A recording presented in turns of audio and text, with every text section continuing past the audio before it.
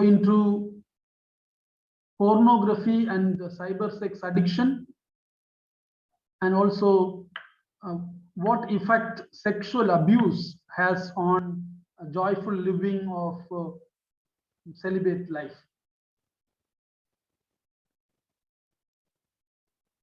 Then finally, we will take up our journey towards transformation that can practical guidelines as to how we can grow in our celibate commitment. So pornography and cyber sex addiction. Now this is something that is affecting us, all of us, in one way or other, and many are entangled in this addiction. Okay, what do we mean by pornography? Now, pornography is graphic media, particularly books and movies, whose primary purpose is to excite us genitally, or to put it in other words, it provokes us sexually. So anything that we use, graphic media, it could be audio, it could be videos, it could be books, anything that excites us genitally is called pornography. Pornography is very alluring. Many of us sometimes get caught up in this because it safely satisfies one's curiosity and stimulates one's fantasy. There is no interpersonal difficulties involved here because it is done alone. So the person feels in control. And in the secrecy and safety of one's own room, one can satisfy this curiosity. Very often this pornography is used to self-medicate. Self-medicate means to soothe ourselves or to numb some of the painful feelings that we experience in life by entering into this fantasy world. This self-medication is used against feelings of anger, disappointment, boredom, stress, anxiety, loneliness, or sadness. Now, if you look at all these, none of these emotions are, like directly related to sexuality. So when we find it difficult to handle these emotions in a better way, we tend to use pornography as a means or as a way of handling. Now, this is a mood altering coping strategy. Now, it alters our mood, it changes our mood, like from pain to pleasure. Such mood altering coping strategies keep individuals from developing more adaptive and healthier ways of managing emotions, because this is quite quick. It does not demand a lot of effort from the persons. Whereas when we look for more healthy ways of coping, that demands a lot of personal work, that demands commitment and like persistence. That's the reason why many choose this easy way to handle this their emotions through pornography, use of pornography.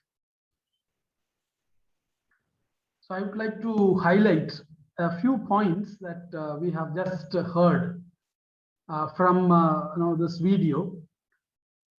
I think the main point that was highlighted was this the release of the feel-good neurotransmitter dopamine.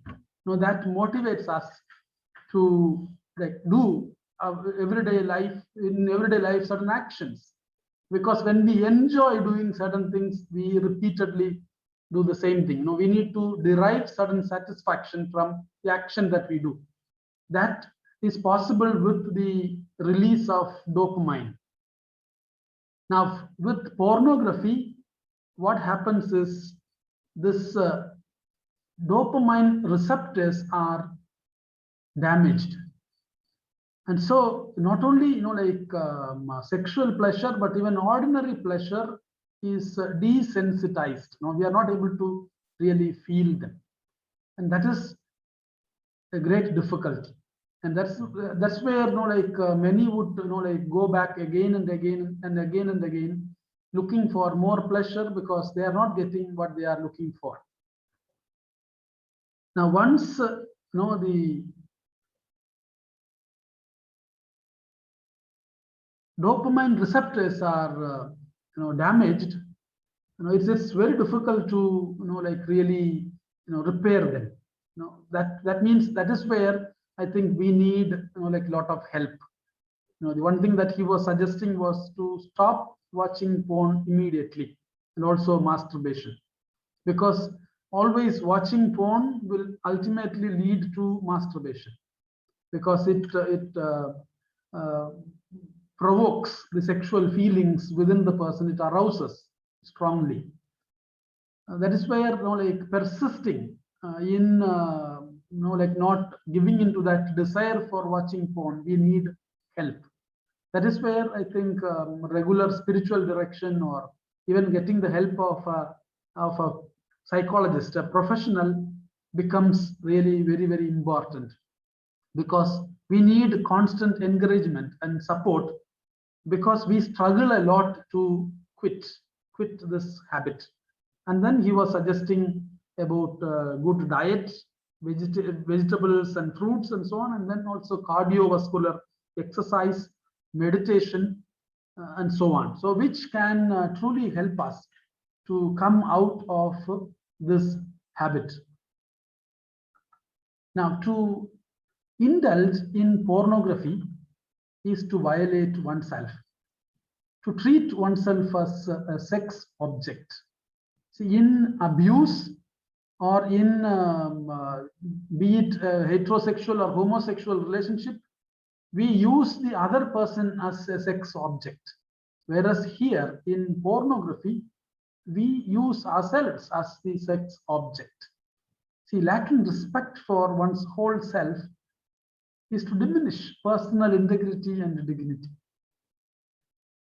And that is going to really, affect our normal growth, experience of inner joy and satisfaction. Now, this menace afflicts also priests and religious in a greater way. I have come across also in my helping profession, in pastoral accompaniment and so on, there are persons who truly struggle with this issue. Now, even one of them would say that, when he watches porn the previous night and next day when he celebrates the Holy Eucharist, it really affects him. He is not able to really celebrate well, because sometimes these images that he has watched intrudes into his memory. And so this is very important for us to recognize this, as any violation. And this also puts into question the integrity and commitment of the person. Now, think of a person who spends a lot of time in watching porn and then masturbating. It affects the person's physical strength, as well as the capacity to focus, and it affects also one's spiritual strength. So it affects the person's commitment and daily life. Now, to deal with this problem, we need to situate it as any other problem within the whole psychodynamic functioning of the person. How this person lives one's life. Are there areas where this person is struggling or finding it difficult to handle? Be it relational issues, be it issues connected to ministry or community, issues connected to one's own, emotional handling. It could be anything. And we need to approach the person, or when the persons are struggling, we need to compassionately try to help them. Surrender to God through prayer, counseling, and therapy are essential for overcoming this addiction. Because as any other addiction, I think this addiction also needs regular counseling, spiritual direction, prayer, and ultimately a surrender to God. Telling him that, Lord, it is not possible for me to overcome this by myself. I need your help. And also the support of good friends can also enable and help such persons. What should we do? Like some implications for our growth when it comes to this pornography. The persons from dysfunctional families and victims of childhood physical, emotional, and sexual abuse can become vulnerable to various addictive behaviors. So one such addictive behavior would be addiction to pornography. We need to really help them work through their problem.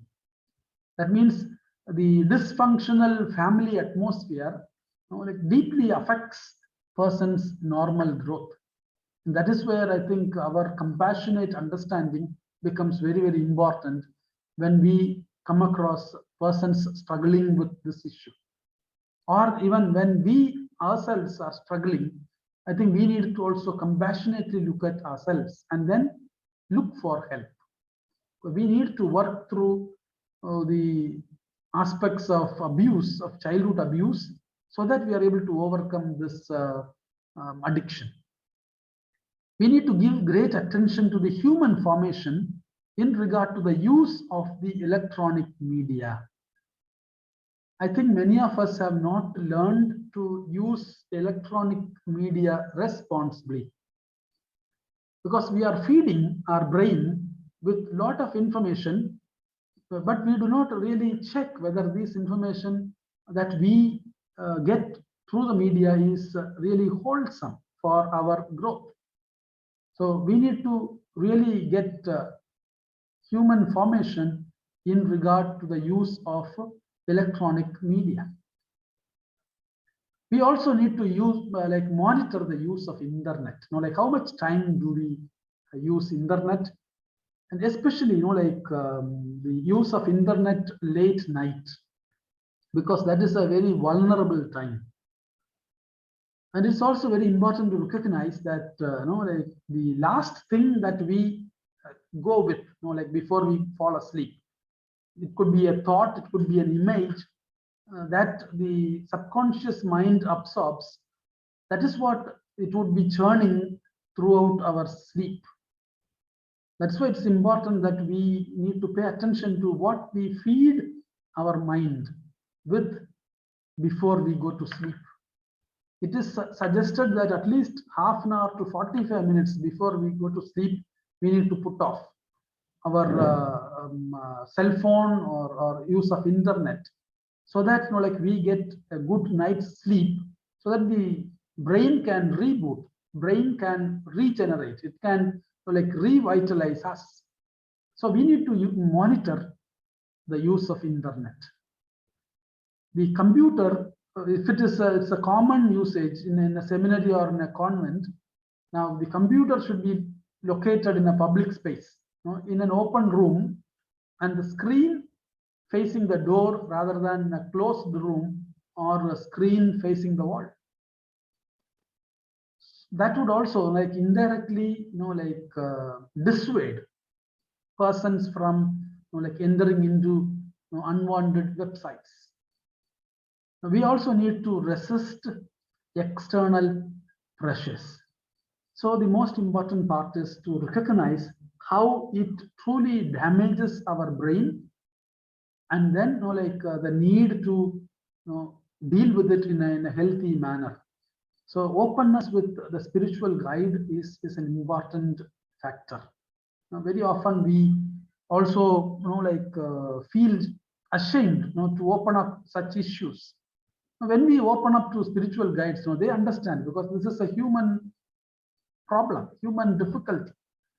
We need not think then what no, the spiritual guide is going to think about me. Now, there is nothing to think about. This is an issue that needs help. And so we need to be open and then surrender to God. Naturally, our surrender to God and humility will be helpful in dealing with the issue of porn addiction. Not only porn addiction, any form of addiction, especially internet addiction. So let us pay real attention to this aspect of our life. The next aspect that I would like to deal with before we go in for our break is the spectrum of psychosexual wounds or sexual abuse and how it affects persons in their joyful living of celibate life. See, most of us carry some regrets about our psychosexual past and can identify limitations in the way our development unfolded. We did not have an optimum atmosphere to grow in a healthy way.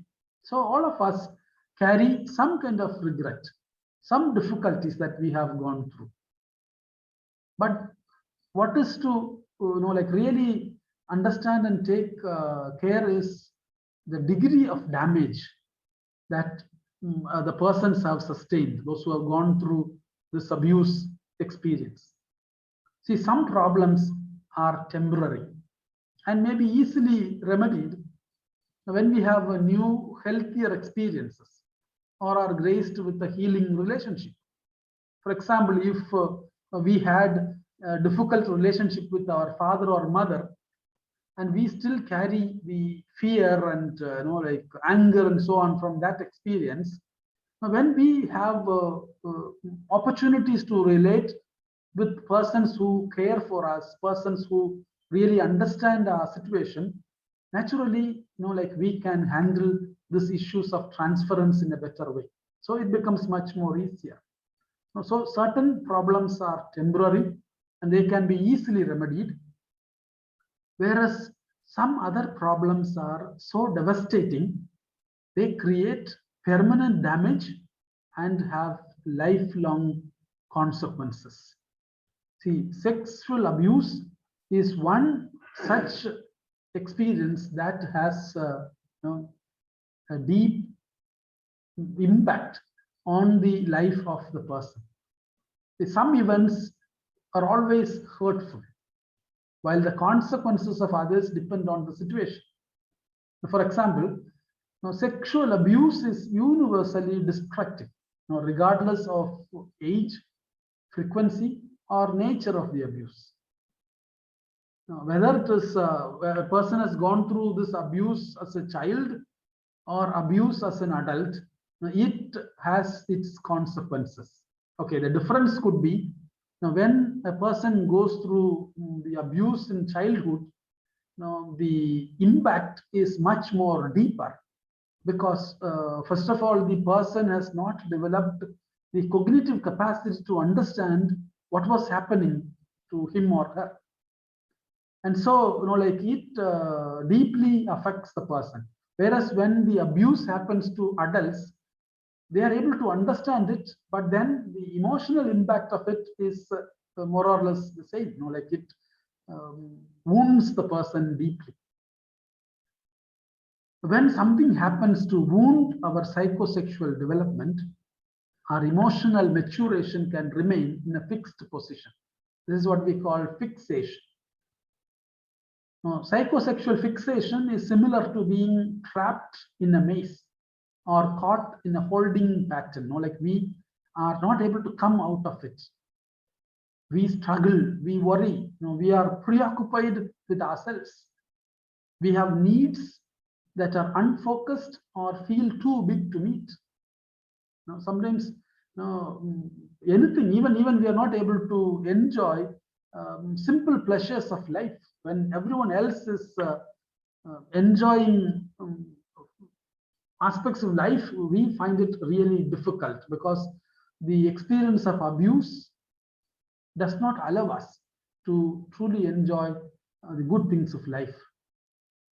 Ultimately, our ability to engage in mutual self-disclosive adult friendship is at stake as we move through the process of psychosexual integration.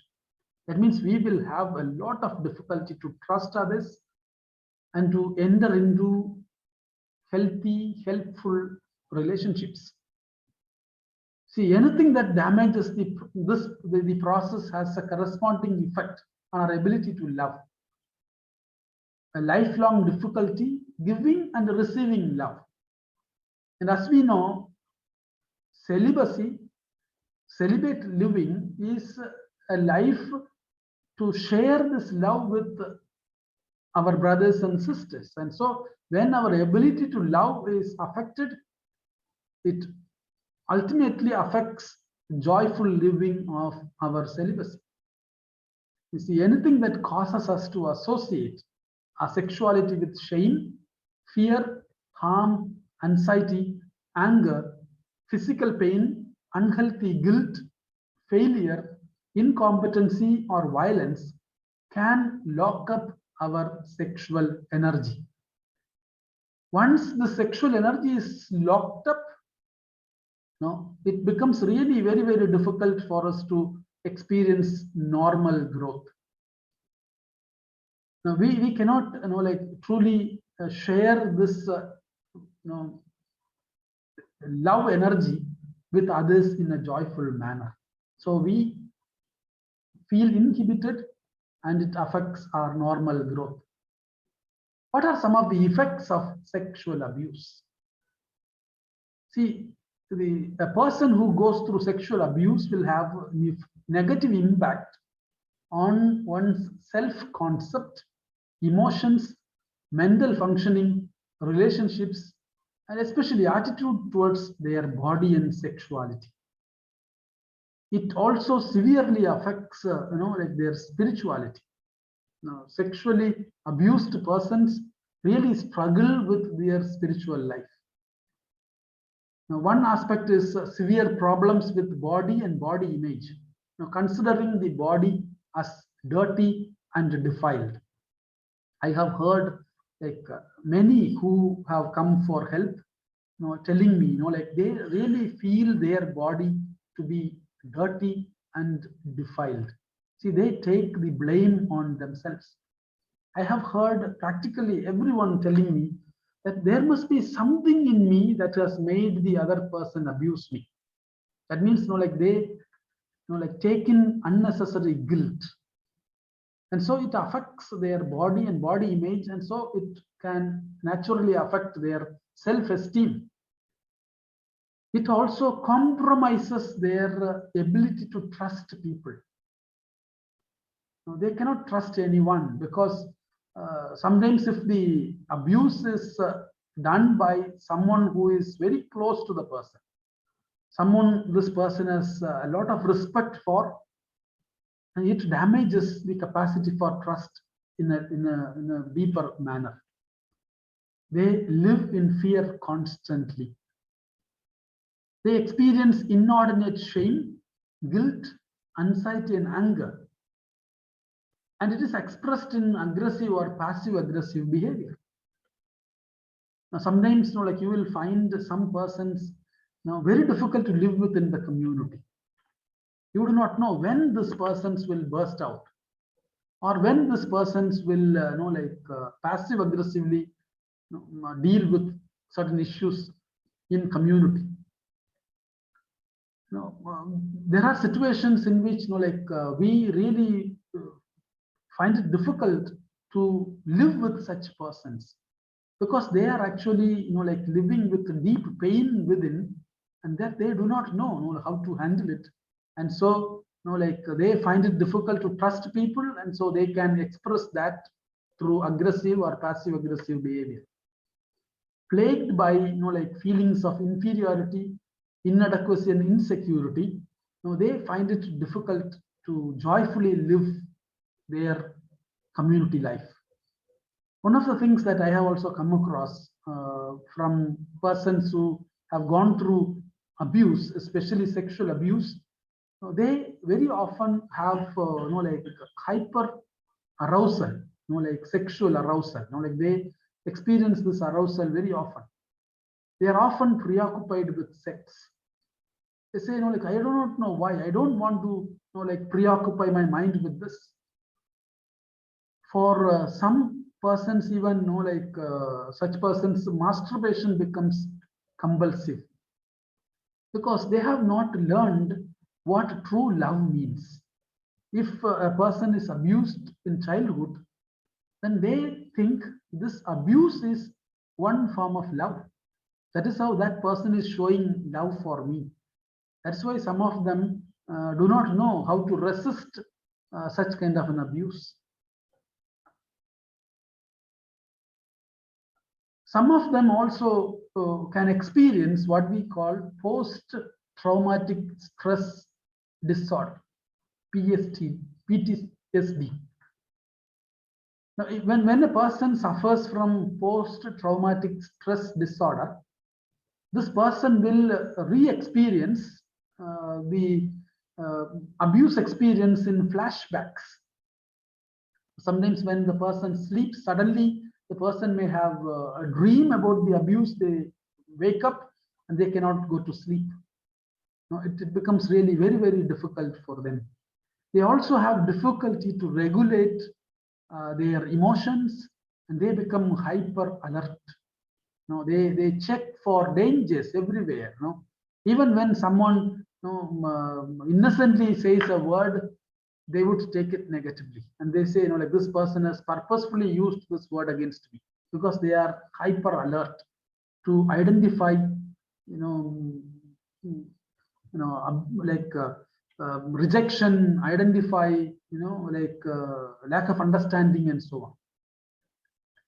We can also understand some spiritual consequences of the effect of sexual abuse. I think this is also an important factor to consider. See, sexual victimization negatively affects the person's relationship with God. It affects one's prayer life and also affects one's sacramental life. The person feels victimized. Constantly the person like feels, why I have gone through this experience, why me? Now this question like really affects them. It really shakes their faith in a loving, caring, and provident God. I have come across a person, especially like when I was in a parish as assistant parish priest. When I did not have any training actually in this field, I happened to like come across a girl who was constantly abused by her father. Ultimately that girl committed suicide because she could not bear this abuse. But in one of my conversation with her, without like directly mentioning anything about the experience of abuse, she was asking a question. Like sometimes I find it really difficult to pray this prayer, Our Father. And I asked her, like, what makes it difficult for you? She could not like openly share with me what was the real issue. It's only after she attempted suicide that when I met her, that she told me, like what was happening with her life. And so sometimes, like for us, it is really difficult, such persons to believe in a loving, caring, and provident God. Now, the question that constantly haunt them are, how could God allow this to happen to me? Where was God when I went through this difficult moment in my life? So I think we need to really understand this aspect. I have also come across like a Catholic psychiatrist who like mentions that sometimes persons who constantly feel sleepy during prayer could be like this is not the only reason, but then could be because there is certain amount of anger towards God that is kept within themselves. Like they feel truly angry towards God.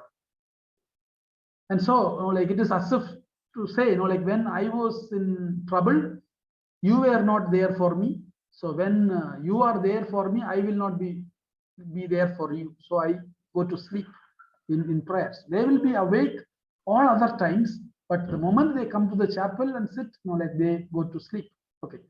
Like all those who experience sleep in the chapel don't consider that as if they are having a lot of anger towards God. It need not be.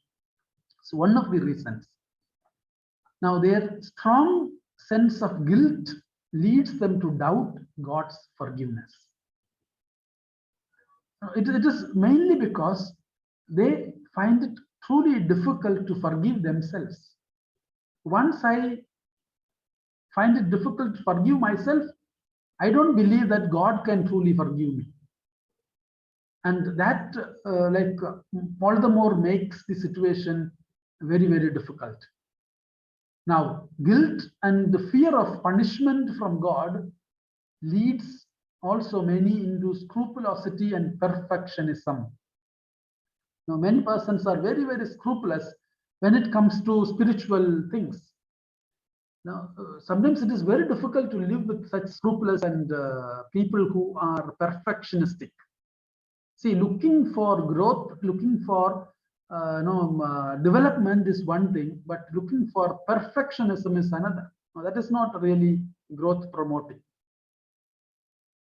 Now, sometimes these persons can also, the persons who experience the abuse can also go to the other extreme.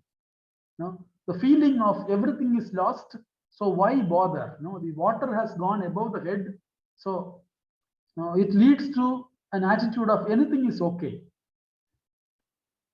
It can lead to like indifference and sometimes even re-victimization. That means I have come across persons who have gone through abuse repeatedly, enter into relationships with persons who abuse them. So after each abuse experience, they tell themselves, see, again, like the person has abused me.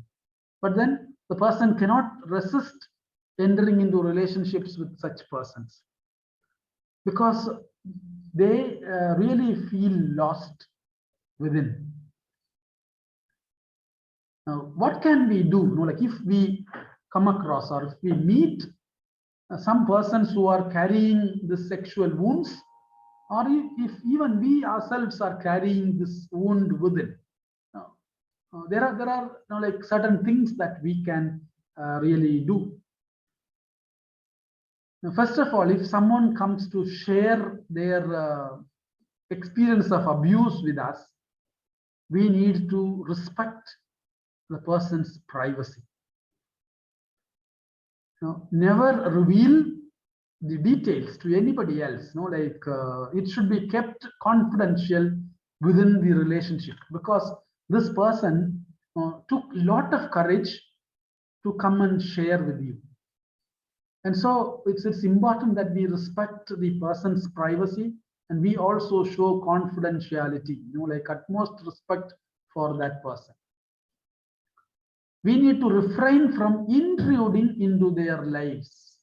Don't ask too many questions. Like when someone shares their sexual abuse experience, allow them to unfold their story at a rhythm comfortable for them.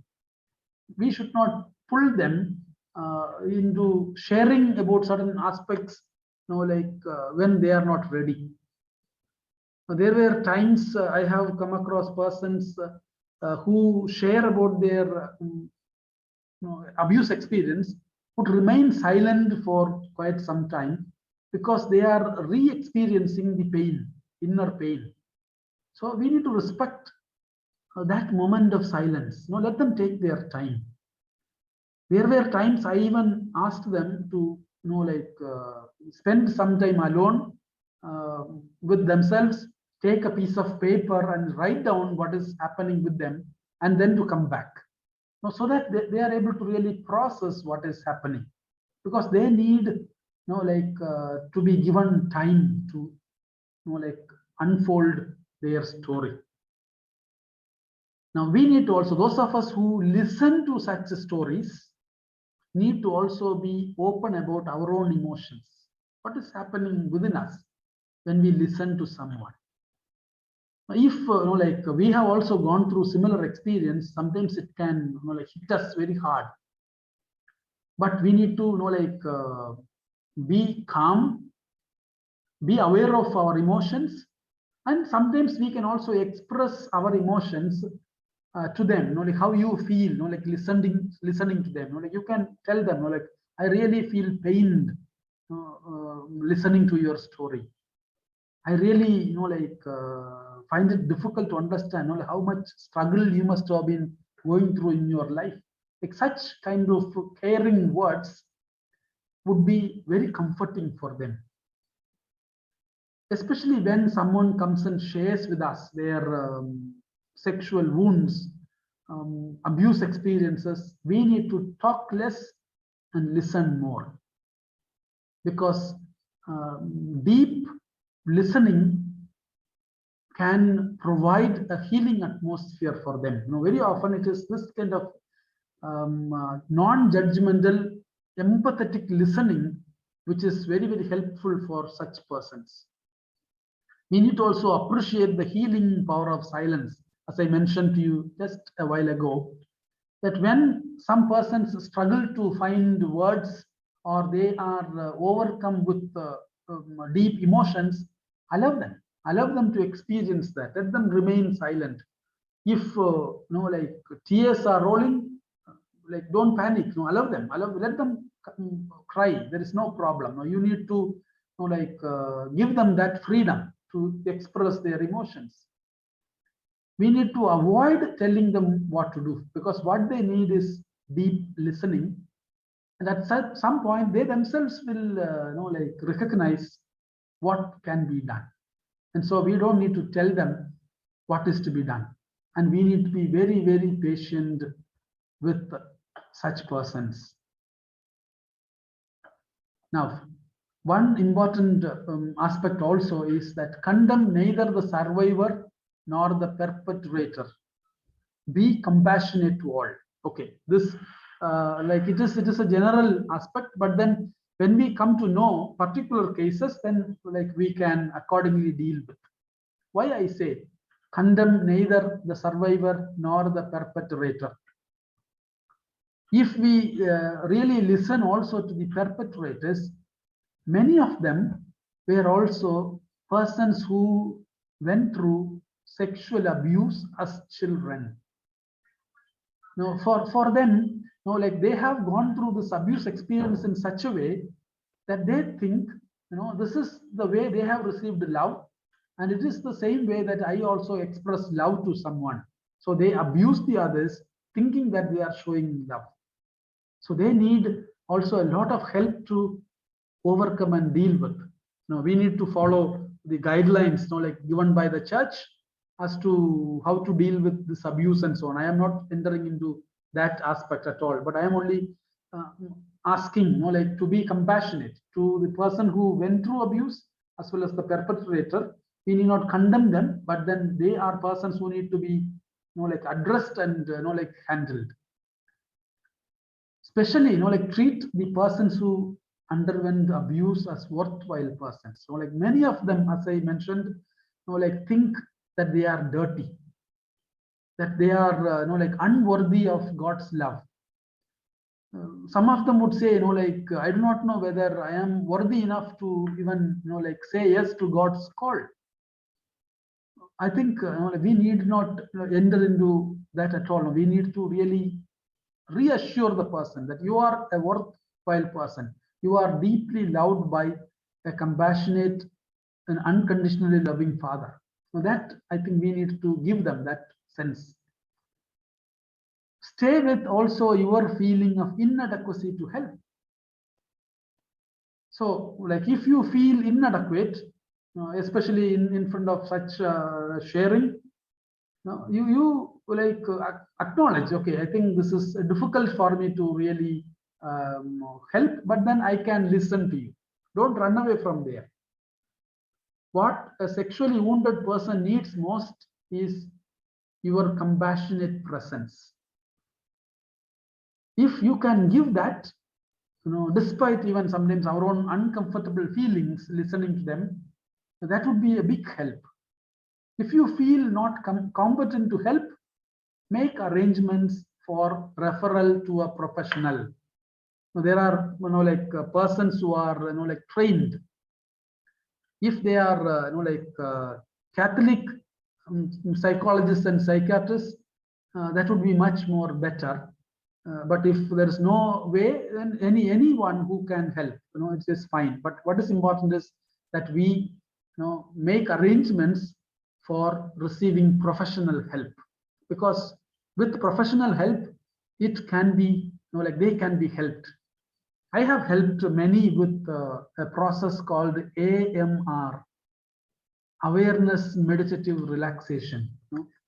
I have seen the kind of joy that has come into the lives of such persons who were willing to go through this painful process, but once they came out of this, they really feel a lot of energy within themselves, to share with the humanity.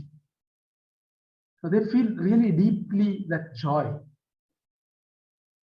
We also need to be concerned more about helping to heal and less about discerning their occasion. I have also come across sometimes some formators, they are worried whether this persons will survive, in their call, in their occasion.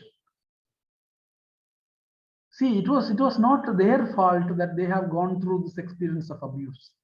But what is important is that they are offered sufficient help, professional help, to experience inner healing. If they really experience inner healing, they can be excellent persons who can do a lot of good for persons who have gone through this kind of an experience, abuse experience, because they know what it means to go through that pain, that suffering.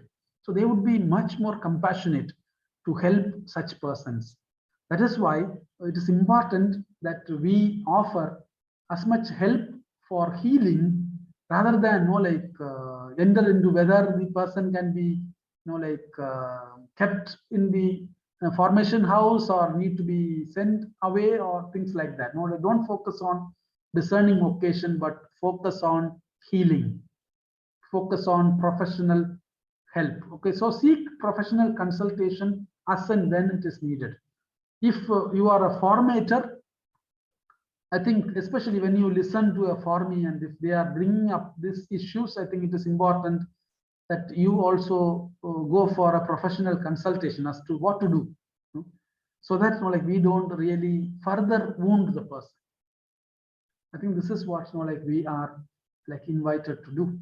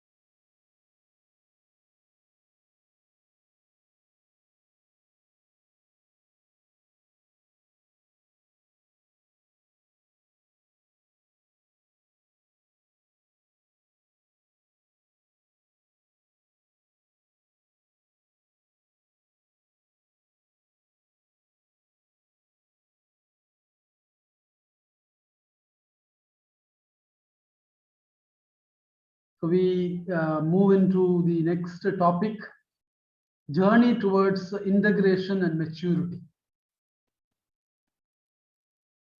The integration of our sexuality into a contented living of celibacy is one of the challenges which face us. We need to like really face this challenge well. And it is a challenge not made easier by some of the characteristics of our present world. Because we do not like very much get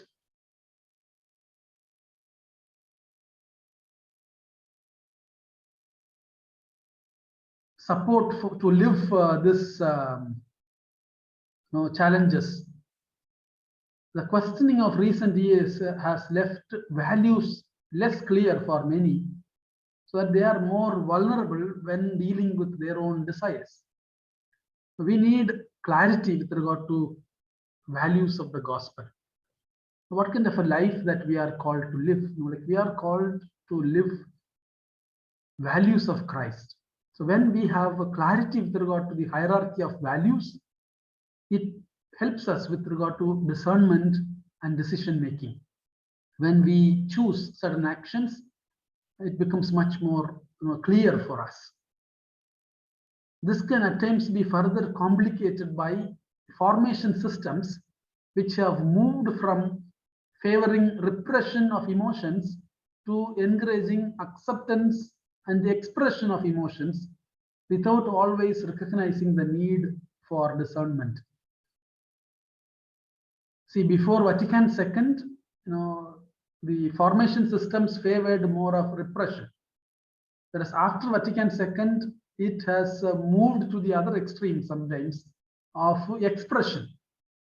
But what is essential is discernment, like what is appropriate as consecrated people, as celibates, to handle our emotions in a balanced and healthy manner. It's very important for us to recognize that aspect.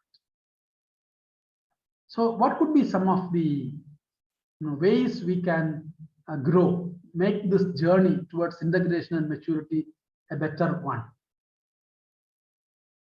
I would present to you some 6 aspects. One is prayer and interiority. That can be a great help in our journey. Sublimating sexual energy. That means elevating sexual energy and using this energy for higher goals. Another important part is care for physical needs. How do we handle our own physical needs, care for our physical needs? Then the aspect of discipline and asceticism, that is essential for our journey. We also will take up some aspects of emotional growth that is essential for our journey towards integration. And finally, vocational growth sessions and the spiritual direction, how it can help. Yesterday there was a question about spiritual direction, so we will deal with them. So the first aspect is prayer and interiority. See, there are many motives given for the life of celibacy. See, those of you who have received my notes will see that towards the end of the notes, there are like certain motives given for celibacy, choosing celibate way of life. We need to really spend time identifying what is truly the motivation that moved me personally to choose this life. Some motives which are like given are merely functional. That means I choose like celibacy because it facilitates outreach of love. I am able to reach out to many people. I am able to share my love. It is a help for my apostolic activity because I am not confined with a family of my own. It also promotes availability, more freedom, and so on. This is good, but this is not enough. This reason is not enough. There are some other reasons which are given for choosing celibacy is edificatory reasons. That means, like it has a witnessing value or eschatological value or counter-cultural value. Where there are, we experience obsession with sex, our life becomes a witness for them to say that there are things which are much more important than sex in this world. So that is what we call edificatory reason. That also is one aspect, but it is not enough. But only a mystical or Christocentric motivation alone can give us the strength to remain true to our promise or vow of celibacy. Only if I am touched by the love of Christ, that I want to live my life centered on Christ, only if that happens, then it becomes truly easy for me to live this celibate life in a joyful manner. See, only a love that can match or exceed what is possible with sexual love can sustain celibacy. That is why it is very important, like Saint Augustine, to recognize that love. As Saint Augustine said, late have I known thee. That means late have I come to experience this love of Christ. Once we have the love of Christ, naturally, we are able to experience that love much more. So we don't look for sexual love. Practically speaking, this means prayer and interiority are indispensable to sustain our celibacy. We need to spend quality time for prayer, both community prayer as well as personal prayer, where even we can express and share our struggles in our sexuality, with our sexuality. I have come across an article, it's a very beautiful article on how to share with God my sexual struggles. Now the author would say take the example of King David, and would say when King David faced the temptation to sin with Bathsheba, when that temptation arose in his mind and heart, if he were to take a moment of solitude in which he is able to express this inner struggle with God, the author says David would have been able to face that situation much better. He would not have fallen into that temptation. So for us, I think it is very important that we need to be open to God with regard to our struggles during prayer and moments of interiority.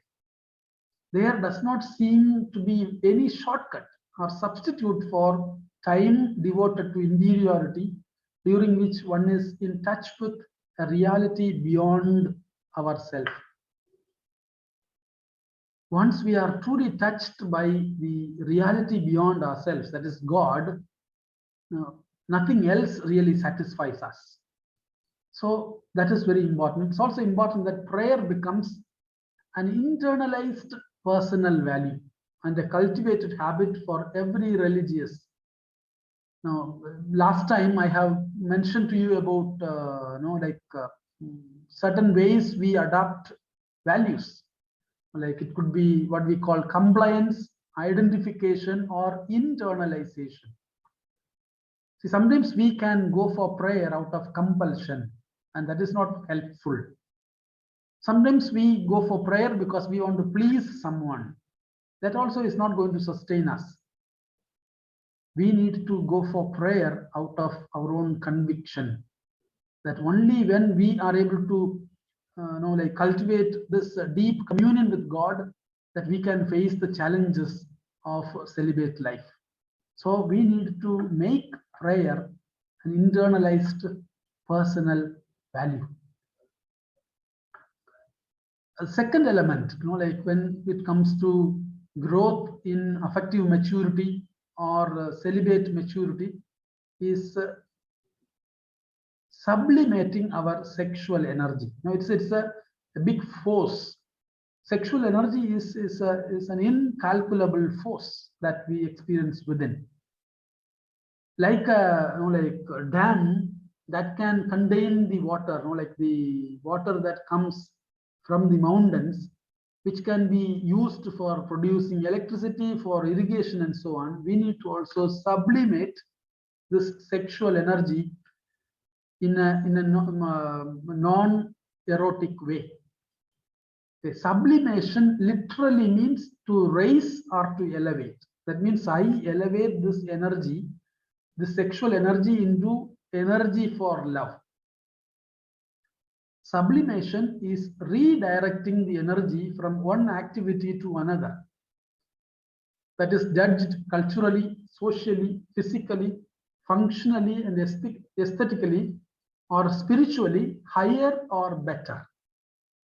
That means when this energy is felt within me, when I feel sexually aroused, or when I experience sexual feelings, how do I channel this energy that is coming up? If I do not channel them, that will find its own like way of release. That is what we have seen so far, like whether be it masturbation or pornography or any other interpersonal genital involvement. So we need to elevate this into a higher energy, a spiritual motive or a higher value for which one renounces the genital expression of affective energy will make integration of sexuality possible. So practically, how do I do this? How do I truly sublimate sexual energy?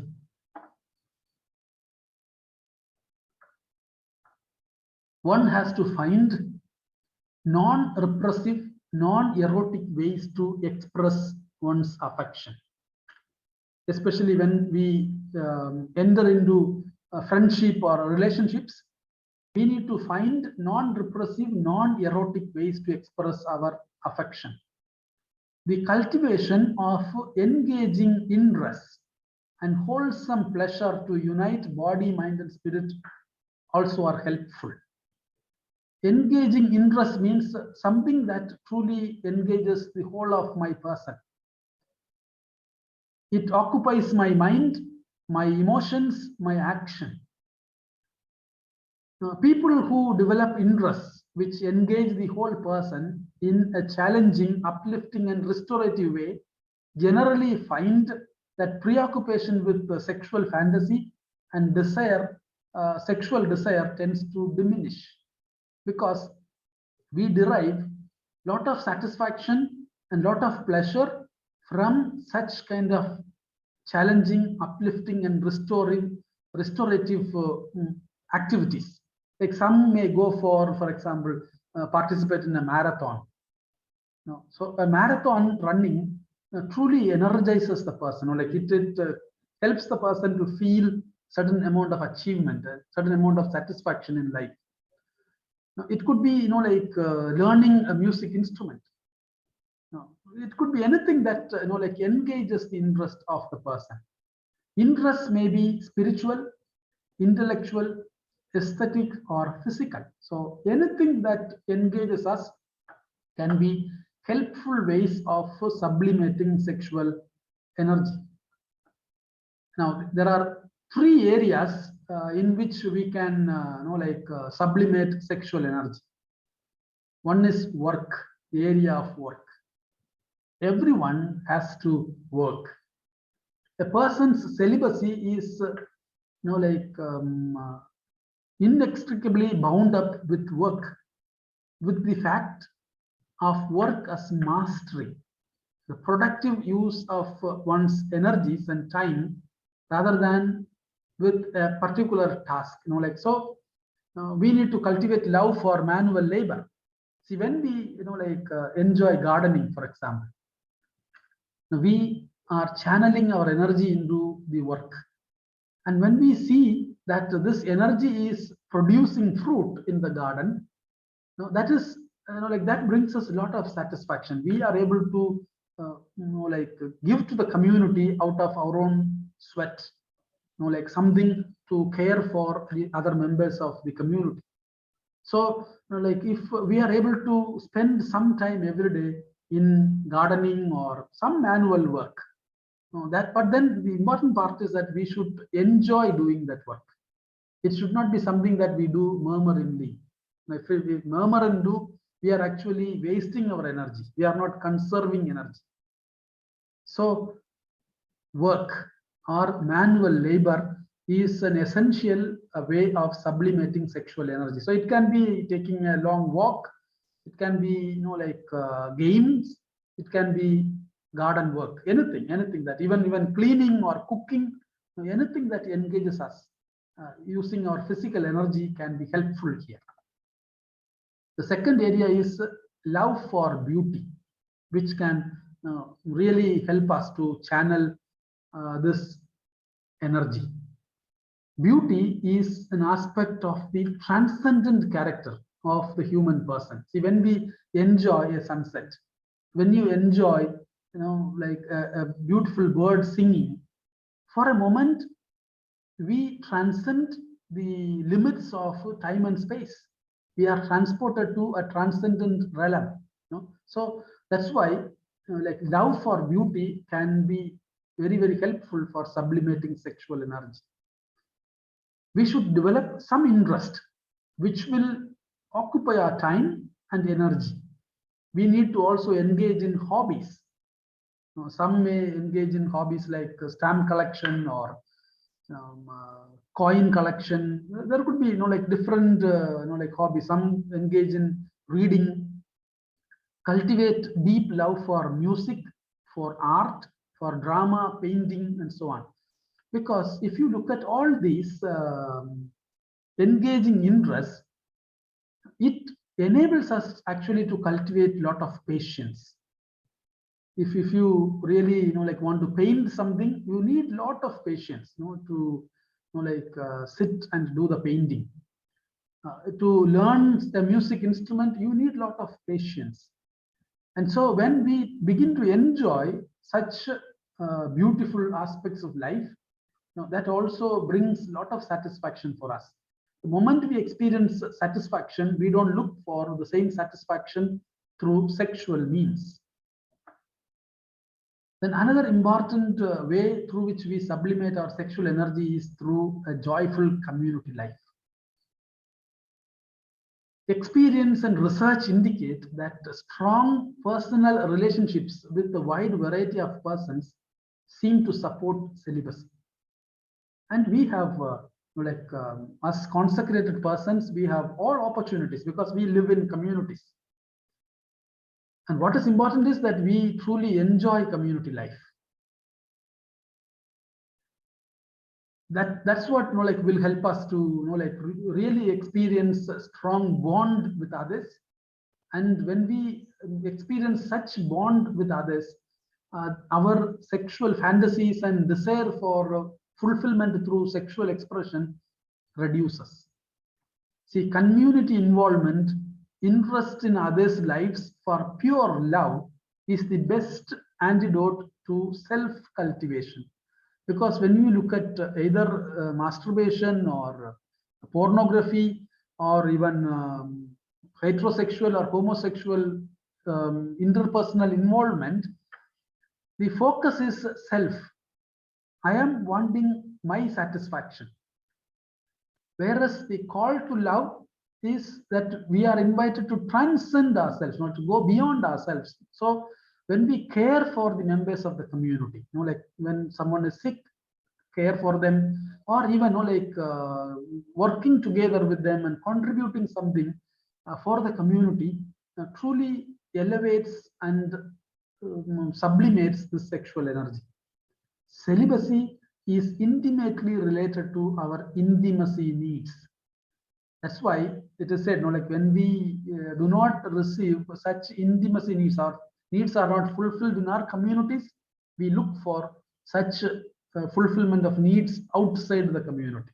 That is how many begin relationships outside.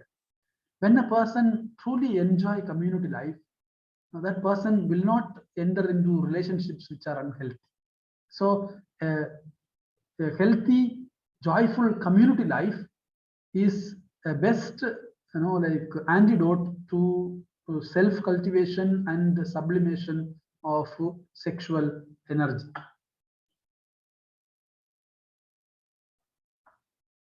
Another important way to grow in celibate sexuality is caring for genuine physical needs. Now, celibates need to pay sufficient attention to the physical needs such as good food, drink, clothing, rest, and so on. Someone said, if I don't assure myself enough legitimate pleasure, I am liable to seek the illegitimate. Sometimes, like we are, too stingy when it comes to food, drink, or clothing, or we go to the other extreme of too much indulgence. Both are not helpful. During formation, the formees should be helped to develop the right attitude towards their physical needs. That means it should not be a kind of a too much of a preoccupation, but a balanced, sufficient care needs to be given for the needs, physical needs. See, the over rigid ascetic who shuns even legitimate pleasure such as good food or a movie and other forms of recreation and leisure, and the overindulgent pleasure seeker who cannot control one's appetites, will both find it difficult to live celibacy. That is why we need a balanced approach, that we have like enough means to care for our physical needs. That means like we need to have enough nutritious food, time for exercise, time for rest, and so on. So that would like enable us to also live our celibacy in a better way. Otherwise, like people would look for substitutes. They would be like waiting for opportunities to go out and to have their meal or whatever they want. That's where if the community is able to care for this, and also each individual also gives a balanced approach in this regard, it would help our growth in celibacy. Another important element is discipline and asceticism. Certain amount of discipline and certain amount of asceticism are also essential for our growth in affective maturity. The increasing ability to forego immediate cravings for the gratification of every physical and emotional urge strengthens an interior confidence in giving direction and purpose to our human activity. Now, this is, I think, very, very important. There are two psychological capacities, self capacities we call, we need to cultivate and develop. One is our capacity for frustration tolerance, and the other is the capacity for delaying of gratification. These two are essential self capacities that would enable us to face challenges of life in a better way. I'll explain, like what does it mean to, delay gratification means.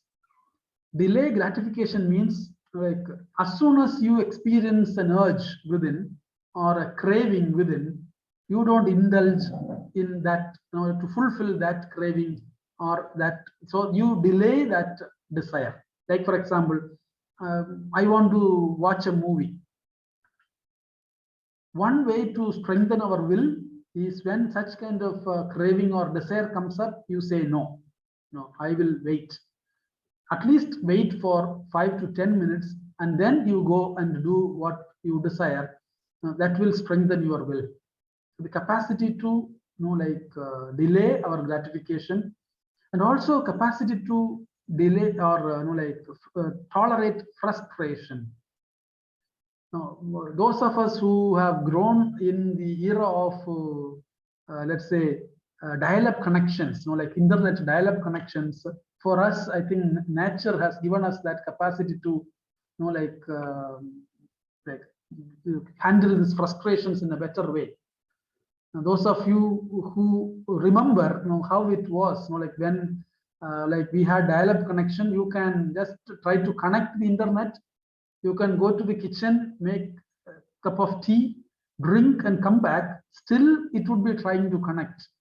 So you wait. Whereas today, we have high-speed internet that if there is a little buffering, when we like try to play a video, we feel frustrated. Like we feel immediately, like why this is taking time. That indicates for us there is that difficulty to wait. I think this is very, very important to cultivate in formation. And we usually, like learn this from home. See, those days, like I still remember when I have to ask something to my mother, she would always say, like only when your father brings the salary, you will get it, anything for that matter. So I will have to wait for at least 1 or 2 weeks before I can get what I want. So naturally, we develop frustration tolerance, delaying of gratification. Whereas today, that is not the situation. Like even before children ask for something, parents are already doing it. So they are indulging them. So they don't have that capacity, inner capacity to wait. That's the reason why today we have more incidents of suicide than the previous generation, because we have not cultivated that capacity, inner capacity.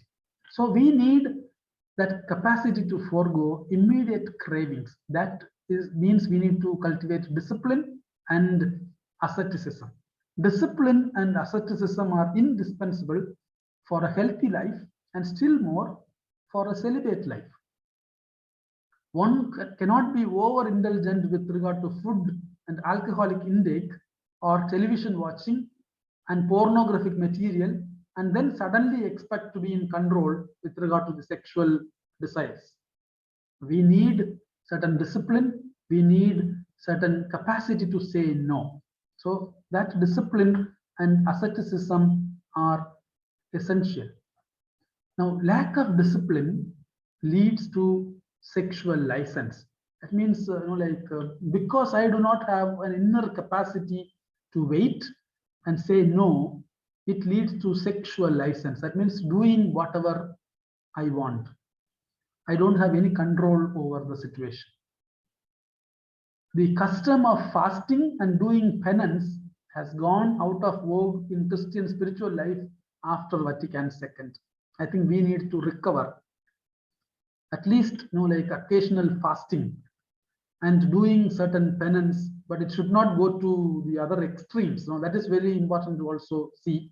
But occasional fasting and doing certain penance can really strengthen our discipline, inner discipline, and asceticism. We need to avoid excesses. Like we need to learn something from the discipline and asceticism that fosters control over our appetites. That means inner cravings and inner desires. Another important element in this aspect of discipline and asceticism is the practice of the virtues of modesty and temperance, especially with regard to food and drink. So the more we practice modesty and temperance, the more we will be able to grow in discipline and asceticism. And for some of us who like suffer with some like physical difficulties like diabetes and so on, even without our own desire, we are trying to grow in discipline. But if we consciously choose to grow in discipline and asceticism, it will favor and help us very much in our growth towards celibate sexual maturity. Another important area of area that we need to pay attention to is the emotional growth. we need to, today we speak about emotional intelligence. Emotional intelligence is also very, very important in life. Too often, the head has received primacy over the heart in our understanding of what is the measure of a successful person. That is why, like earlier and so on, like they would look at the IQ of a person before admitting that person into a job. But today, more and more, they are looking at the EQ, emotional quotient of the person, because any job for that matter is also related to the interpersonal aspect of our life. And so persons who are able to handle their emotions better have a better chance of handling other aspects of life. And so we need to pay attention to the heart. The most neglected aspect of sexuality is our affective and emotional life. How one deals with one's own sexual feelings, including one's longings, joys, loves, losses, and fears, is crucial to embracing this gift of celibate chastity. Now, one practical guide or help which I can offer. Okay, there is a question that comes, like how to understand, the asceticism and like enjoying good food. I think the answer is in the balance. Okay, in the name of asceticism, we don't need to eat food which is not really healthy or not tasty. We can enjoy tasty food, but with moderation. Now that is how we can connect both, like asceticism as well as the aspect. That's what fasting, occasional fasting, can also help us in that regard. Okay, now we come back to the emotional growth aspect. So, like how we handle our sexual feelings or any strong emotions for that matter. I'll explain to you a very, very simple method. Now, it is said, when it comes to painful, negative emotions like anger, fear, so even like including our sexual feelings, sometimes there is a possibility that we go into both extremes. One is we repress it and behave as if it doesn't exist, or we go to the other extreme of expressing it, which can affect our interpersonal relationship. It can break relationships. So spiritual masters would help us to see that when it comes to emotions, when the emotions arise within us, what is important is you observe what is happening. The more you observe your emotions, especially at the two levels, because the emotions, strong emotions, will first of all have an impact on our breathing, and also it will create some chemical changes within the body, so we can also experience some sensations in the body. So if we observe our emotional breathing, and also if we observe our sensations in the body at the moment we go through a strong emotion, when we observe them in a few moments time, or in a few minutes time, the emotion will come down. The intensity of emotion will come down. Something that can also help in this process is a simple like method. You sit in a place like where like you are alone, maybe in your room.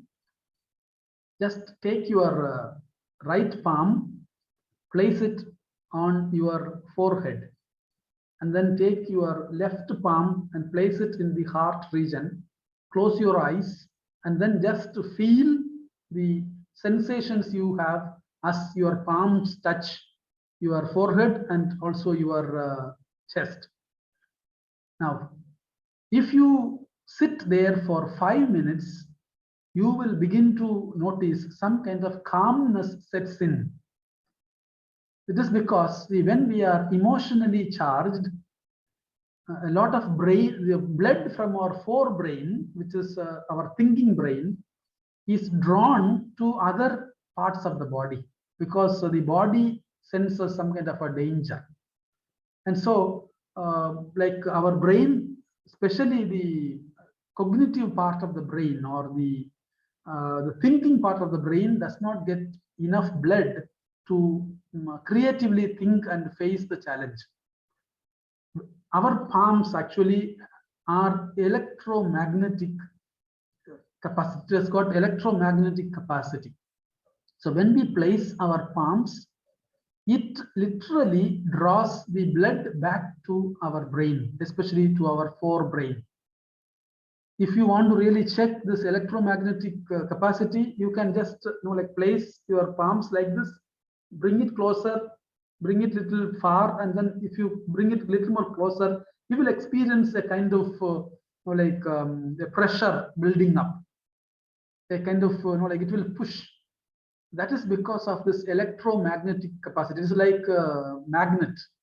So when you place your palm there and sit for, let's say, 5 minutes or 10 minutes at the most, you will feel very, very calm. So if it can be done even for strong emotions like anger, fear, and so on, or even for sexual feelings, it will bring the intensity of the emotion immediately. So we gain more control over the situation. We can have like different options to healthily deal or handle. So this same technique also can be used when you don't get sleep. Very often when our mind is preoccupied with some worries or some thinking, we really find it difficult to sleep. You just lie down in your bed, place the right palm on your forehead and left palm behind the head, and you just observe the sensations in the palm. In 10 minutes time, you will go to sleep, because it will break the chain of thought, and it also will help you to feel relaxed and go to sleep. And so instead of repressing our emotion or expressing them, if we are able to like face them, challenge them, it becomes much more easier to handle. So there's a question here, like at times, like certain negative comments or negative words that were used that was very hurtful for us. Very often these words come back again and again to like haunt us or disturb us. What to do? Now, the more you pay attention to such words, you are actually feeding them. You are giving more energy to them. This exercise can be helpful, or even another thing that you can do is take a piece of paper, write down whatever thoughts that are coming to you. Like it's kind of a dialogue. Like you write them down. Simply write them and look at that, tear them and throw it out. It is as if you are like bringing out the abstract thinking and putting it into paper that is more objective. So this is what is important here, is that we handle our feelings, especially sexual feelings or strong feelings, in a better way. Training to be in touch with and identify inner movements or feelings is one important step toward personal integration as a mature human being. Saint Ignatius of Loyola emphasizes very much in his spiritual exercises, especially when it comes to discernment, to be in touch with this inner movements, because such inner movements can tell us something about our life. It can give us some clue with regard to also discernment. And so growth in maturity and integration demands that we are able to deal with our sexual feelings in a better way, or even other strong feelings in a better way. So no repression, no immediate expression, but becoming aware of them and then handle them in a healthy way. Okay, now we need to ask some questions, practical questions in this regard. Which I encourage you to like sit some time with these questions when you have personal prayer time or other times that is available for you. Now, do I feel fearful of getting close to others? If a fear is there in within me, then it indicates that my emotional growth is affected. Are there friends with whom I can share deeply? Do I have long-term close friends? Are there some feelings that I find it hard to deal with, like anger, sadness, grief, guilt, conflict, loneliness, anxiety, and so on? So, as I mentioned just before, I think it would be good to handle them first. See, dealing with anger. Now, you are angry with someone. What I am giving you, the practical suggestion is to gain control over the situation. You gain control over your anger, but don't stop with that. You need to go back to the person, to handle the issue in a better way, and also enter into a process of reconciliation. That also is essential. What I am giving you is a practical suggestion to come to a kind of control over the situation when we experience difficulty. Given that all of us experience loneliness as a part of life, how have I dealt with loneliness in the past? And how am I handling loneliness at present? And do I have practical means to deal with them? Am I comfortable in discussing sexual feelings or exploring my relational history with my spiritual father or spiritual guide? Now, I have come across many persons have real struggle in opening up about this area of life. But it is this area of life that needs a lot of help. So how comfortable I feel to open up in this area. If we really want to grow in affective maturity, I think that is very, very important. What sexual wounds, hurts, or negative messages of sexuality were part of my history? Am I carrying sexual wounds or hurts within me? And that needs real healing. Do I have compassion for my own failings and limitations, or do I judge myself harshly? Very often, we judge ourselves very, very harshly. I think that is not helpful. What is important is that we are able to grow out of these limitations. What about assertiveness with regard to my sexuality? Do I dominate others in relationship? Or am I dependent, too much affectively dependent on others? Or when someone tries to take advantage of my emotional vulnerability, am I able to say no? Am I able to, without any fear of losing relationship, say, I don't appreciate this. I don't feel comfortable when you say this or when you do this. No. Am I able to do that? Can I say no confidently? Or do I allow others to manipulate me? For many of us, we give a lot of importance to our relationships that we do not want to really lose the relationship of our friends. Sometimes we bear with the kind of abuse that they perpetrate on us. We should learn to say no. And finally,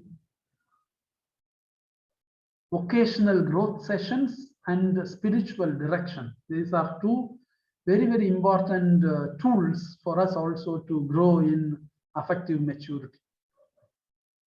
What is common to both? Vocational growth sessions is a regular session with a trained psychologist who is also trained in spirituality, who can help us to be in touch with the unconscious dimension of our life.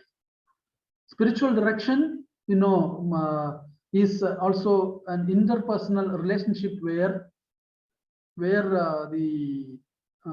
when we are open to the spiritual director, the spiritual director is able to help us to grow in our relationship to God and in our spiritual life. One thing that is common to both vocational growth sessions and spiritual direction is self-disclosure. My willingness and my ability to open myself up. Sharing our sexual feelings and dilemmas with a trained psychologist or a spiritual guide can help in many ways. When one feels being genuinely listened and understood, it increases our well-being, because all of us really long to be listened, long to be understood. When we are understood by someone, like really, some of the struggles that we have, especially in the area of sexuality or other strong emotions, we are able to handle them in a much, much better way. So disclosing or opening ourselves up to a spiritual guide is an important element here.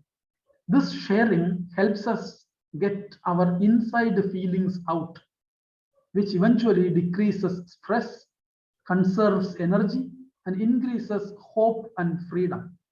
I have come across so many persons, after sitting with me and sharing deeply for an hour or two, at the end, practically everyone goes with a lot of hope. They say, okay, I think I can handle this problem in a better way.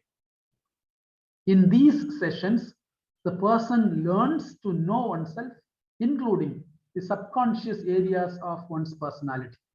That would improve one's self-awareness, and in turn, that self-awareness will help with our growth in maturity.